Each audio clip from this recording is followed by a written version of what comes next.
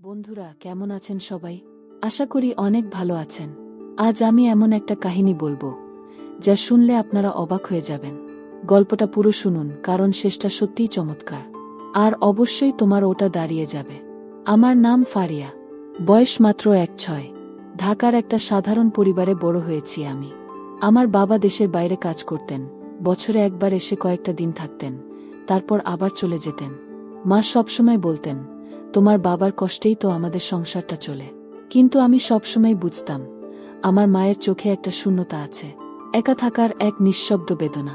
আমি যখন আমার ঘর থেকে বের হলাম, তখন মনে হলো আশেপাশে কিছু অদ্ভুত ঘটছে।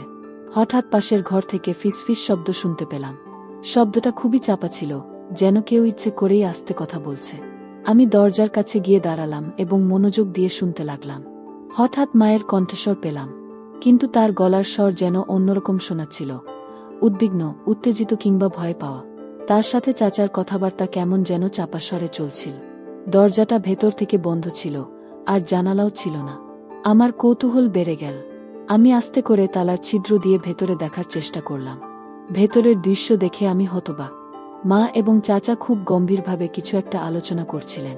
চাচার মুখটা থমথমে, আর মায়ের চোখে অদ্ভুত এক উদ্বেগের ছাপ। আমি বুঝতে পারছিলাম, এখানে কিছু একটা সিরিয়াস ব্যাপার ঘটছে। কিন্তু সেটা কি? আমি মনে মনে ভাবলাম, কি এমন ঘটনা ঘটতে পারে যা নিয়ে তারা এত গোপনীয়ভাবে আলোচনা করছেন। আমি আরও কিছুক্ষণ অপেক্ষা করলাম, কিন্তু বেশি কিছু শোনা গেল না। চাচা শুধু বললেন, সব ঠিক হয়ে যাবে, তুমি চিন্তা করো না। মায়ের মুখটা আরও চিন্তিত হয়ে গেল। আমি তখনই সিদ্ধান্ত নিলাম, আমাকে সত্যিটা বের করতে হবে। এর আগে আমার পরিচয়টা সেরে নেই। আমার নাম রাগিনী। আমরা ছোট শহরে থাকি। আমাদের ছোট্ট পরিবার, আমি আর আমার মা একসাথে থাকি। তবে ২ বছর আগে আমাদের পরিবারের অংশ ছিলেন আমার বাবা। একটি মর্মান্তিক গাড়ি দুর্ঘটনায় বাবা আমাদের ছেড়ে চলে যান। বাবার মৃত্যুর খবর শুনে তার খুব ঘনিষ্ঠ বন্ধু মনোজ চাচা আমাদের দেখতে আসেন। কিছুদিন আমাদের সঙ্গে থেকেও যান। তবে জরুরি কাজের কারণে তাকে ফিরে যেতে হয়। যাওয়ার আগে তিনি প্রতিশ্রুতি দিয়েছিলেন, তিনি সবসময় আমাদের পাশে থাকবেন। বাবার মৃত্যুর পর মনোজ চাচাই আমাদের পরিবারের একমাত্র অভিভাবকের মতো হয়ে ওঠেন। ছোটবেলা থেকেই তিনি আমাদের বাড়িতে আসতেন। বাবা মায়ের খুব কাছের বন্ধু ছিলেন। তার সঙ্গে আমাদের সম্পর্ক এতটাই গভীর ছিল যে তিনি শুধু বাবার বন্ধু নন, আমাদের পরিবারেরই একজন বলে মনে হতো। আমি যখন ছোট ছিলাম, তখন মনোজ চাচা বাড়িতে এলেই আমি খুশিতে তার গলায় ঝাঁপিয়ে পড়তাম এবং তার সঙ্গে খেলায় মেতে উঠতাম। কিন্তু এখন আমি ১৯ বছর বয়সী একজন তরুণী হয়ে গেছি। আমি সিদ্ধান্ত নিয়েছিলাম, মাকে আর কখনো একা কষ্ট পেতে দেব না। তখন মনে হলো, কেন না মনোজ চাচার সঙ্গে কথা বলা যায়। আমি কোনো দ্বিধা না করে তাকে ফোন করলাম। প্রথমবার চাচা ফোন ধরেননি, হয়তো কাজে ব্যস্ত ছিলেন।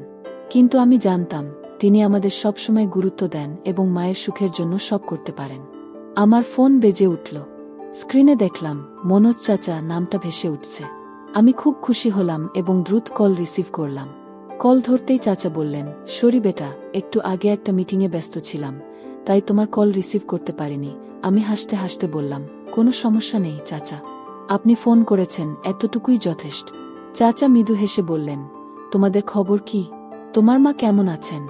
আমি বললাম, ভালো আছি চাচা, কিন্তু মা খুব একা হয়ে গেছেন।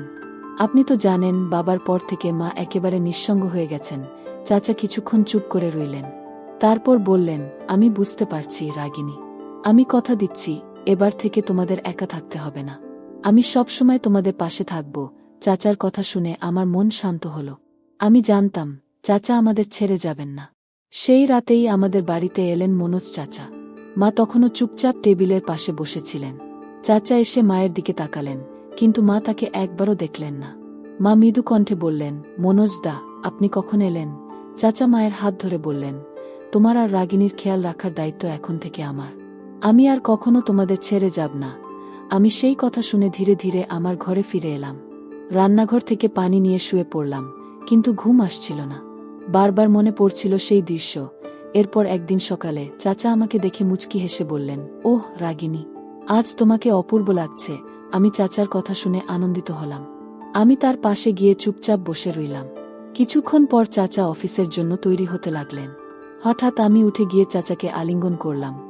মনে হলো, বহুদিন জমে থাকা আবেগ আমার ভেতর থেকে বেরিয়ে আসছে। চাচার শরীর মুহূর্তের জন্য কেঁপে উঠল। আর তার মুখে এক অদ্ভুত অস্বস্তির ছাপ ফুটে উঠল। সেই ছাপটা যেন মনের গভীরে লুকানো কোনো দুঃখ কিংবা অপরাধবোধের প্রকাশ ছিল। আমার চোখ ভিজে উঠেছিল, যেন আমি আমার ভালোবাসা আর মনের কষ্ট তাকে জানিয়ে দিতে চাইছিলাম। মা খালি চেয়ে বসে আছেন, ফোনটা হাতে, বারবার স্ক্রিনের দিকে তাকাচ্ছেন। বাবা যতদিন না থাকতেন, আমাদের বাসায় মাঝে মাঝেই একজন আসতেন, আমার চাচা, রিজভি চাচা, বাবার ছোট ভাই। চাচা দারুণ হাসিখুশি মানুষ, মাকে ভাবি না বলে ভাবিজান বলতেন। মা হেসে উঠতেন, আমি ভেবেছি। মা বলছেন, রিজভি, আমি বুঝি না কেন আমি তোমার প্রতি এমন দুর্বল হয়ে পড়লাম। এটা পাপ, আমি জানি, কিন্তু আমি আর একা থাকতে পারছি না।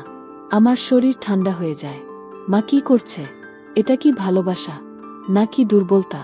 মা, আমি সব জানি। আপনিও চাচা, এটা ঠিক না। বাবা তো আছেন, আপনি কি ভুলে গেছেন? বাবা, তিনি কি সত্যিই আছেন ফারিয়া? 7 বছর ধরে তিনি আমাদের সাথে কি আচরণ করছেন দেখো। ফোন করলে ঝগড়া, টাকা পাঠান দেরিতে, আর শুধু সন্দেহ করেন। আমি এই ঘরে বন্দী হয়ে গিয়েছিলাম। রিজভি শুধু একটু কথা বলেছিল, আমি দুর্বল হয়ে পড়েছিলাম। আমি মার চোখে পানি দেখি। প্রথমবার বুঝি সব মানুষ দোষ করে, কিন্তু কেউই দানব নয়। চাচা নিজেই আমাদের বাড়িতে আর আসা বন্ধ করে দেন। মা নিজে থেকেই বাবাকে কল করেন, সব সত্যি বলেন।